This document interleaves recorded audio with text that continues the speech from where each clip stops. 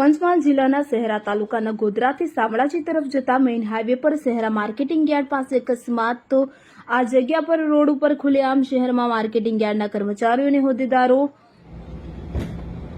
વેપારીઓ પાસેથી હપ્તા લઈ અને રોડ ઉપર જ કેટલા વર્ષોથી આડ ચલાવે છે, જેથી શહેરના ટ્રાફિક વિભાગ પણ આ વેપારીઓ પાસેથી દર શનિવારે મોટા પાયે હપ્તા લઈ જાય છે તેવું લોકમુખે ચર્ચાઈ રહ્યું છે। અને આ જગ્યા પર કેટલા અકસ્માત થઈ ચૂક્યા છે તે છતાં પણ લાગતા વળગતા તંત્રના આંખ આડા કાન એનાથી એવું માનવામાં આવે છે કે ખરેખર આ લોકો મેઇન હાઈવે પર જ જો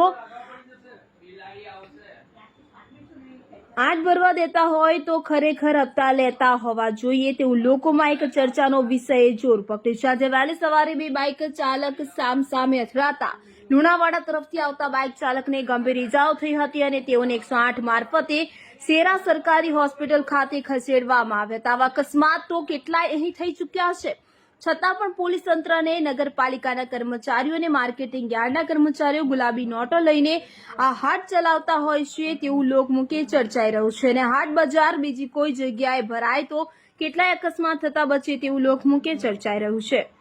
રિપોર્ટર પ્રણવ પટેલ સાથે રાજેશ પગી।